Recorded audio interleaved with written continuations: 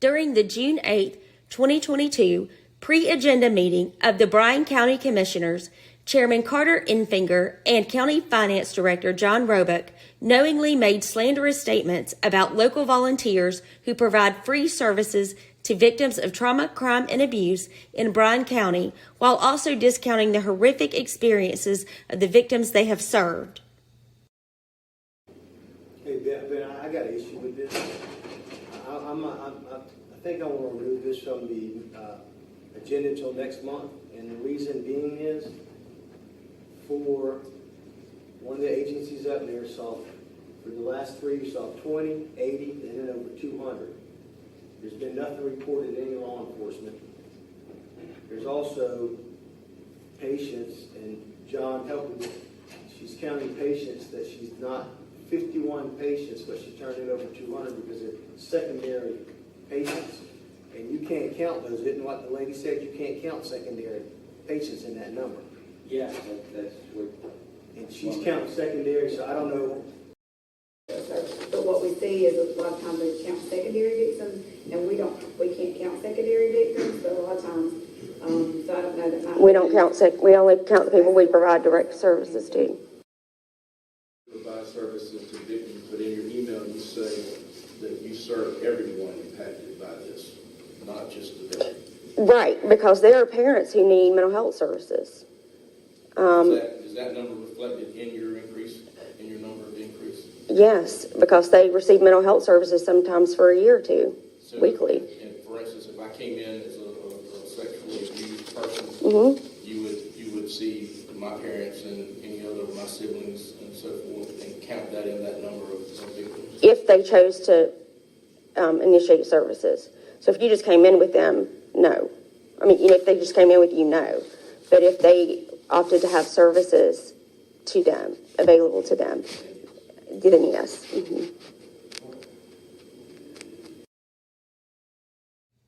The doors of the cottage opened on July 12th, 2018 to provide services to victims of trauma, crime, and abuse in Bryan County and the surrounding areas. As you can see here, in calendar year 2019, 151 victims were served. In calendar year 2020, 168 victims were served. And in calendar year 2021, 313 victims were served. As you can see in the chart, each county is broken down by number. This is by residents. So, for example, Bryan County in calendar year 2019, only 24 of the 151 victims were from Bryan County. In 2020, 80 of the 168 victims were from Bryan County. And in 2021, 202 of the 313 victims were from Bryan County. Representatives from the cottage had already explained the increase in numbers to which Chairman Infinger was referring during the May 18, 2022 LVAC committee meeting. You know, and I know that it seems unreal, but we didn't open our doors until July 2018. So it's gone up exponentially every year. So in 2019, we served 151 people. Only 24 of those were Bryan County residents, so 16%. 2020, we served 168. 80 of those were Bryan County, so that was 48. And then in 2021, we served 313, 202 which were Bryan County residents, 65%. This is growth that you would anticipate seeing, especially in light of the pandemic, because I don't know about other agencies here, but I'm pretty sure they've seen an increase in the amount of services. And we're still doing that on an all-volunteer staff. Though Chairman Infinger continues to refer to clients served at the cottage as, quote, patients, representatives at the cottage have made it abundantly clear that LVAP funds cannot be utilized to provide medical services to victims and their families. Yes, the medical portion has to be done like that because it has to be billed and somebody has to pay the malpractice insurance. The nonprofit side, this LVAP funds cannot cover medical services. It's very specific that you cannot cover medical services, and there are only there's only certain services that are victim services that can actually be covered under the LVOP funds. So no medical services can be provided with these funds. Chairman Infinger and members of the LVAP committee have been told multiple times that the cottage does not receive the vast majority of referrals to their agency from law enforcement. However, he clearly communicated in his false statements, quote, "There's been nothing reported to any law enforcement." Are all the folks that you service, are they referred by law enforcement, or do they just come in? And if they just come in, or is law enforcement notified? No, we wouldn't stay open if we relied on you guys to refer services to us. On March 30th, 2022, John Roebuck, the county finance director, sent an email to the cottage requesting a copy of the annual report their organization filed with the state.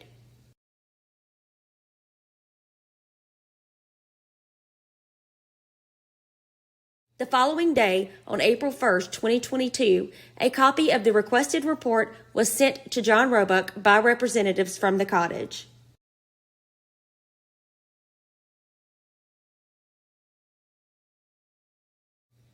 This is a portion of the report sent to Bryan County at their request on April 1st, 2022. As you can see, it clearly states the number of victims that are served in each county and the amount of funding that was received from each county. This report clearly reflects that the cottage received funding from only Bryan County, and it clearly reflects that 202 victims were served from Bryan County. It also reflects the number that were served that are residents of other counties. Chairman Infinger was fully aware of how many clients had been served at the cottage by county of residence, yet he suggested in the June 8, 2022 pre-agenda county commissioners meeting that the volunteers at the cottage had counted clients from Liberty County as residents of Bryan County. So I'm with Tri-County Protective Agency, and I went back and I re-verified my numbers, and I have a sheet to verify our accounts for, and it is my understanding that,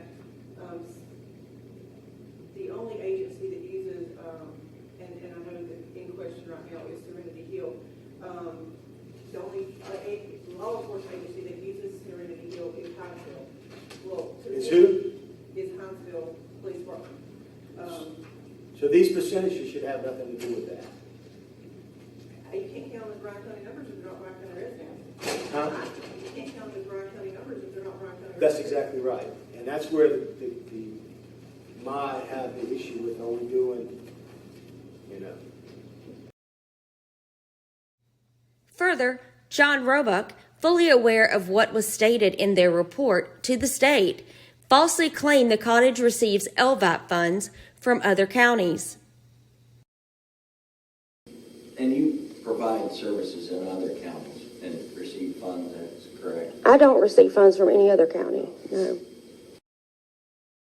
Representatives from the cottage have repeatedly communicated the funding challenges and the need for services to Chairman Infinger and the Bryan County Commissioners since their doors opened. For example, the United Way wouldn't give us funding this year because we finally met the how long you have to be open, because they didn't want to be the bulk of our funding, because the only funding that we have came from this board, and we received like $11,000. So a $25,000 grant that we requested would mean that they would be providing the bulk of our funding. So you have to have money to get money. And so this has been very difficult for us. And we obviously have a demand for services. I just need people to understand that this is our only one in our county. We're struggling to stay open. It's frustrating to constantly have a moving target, and we just want to have the funding to stay open. We're not even asking for paychecks. So we just want to be able to provide services to people. And we can't get grants because we don't have the money to get the money. And all of these other entities have grant funds. And so this has been very difficult for us. And we obviously have a demand for services. And we're up there in that building while everybody else is sleeping and not realizing that this problem is happening. And so if we close our doors, all of these people aren't going to have a place to go. And we have a lot of hurting people here.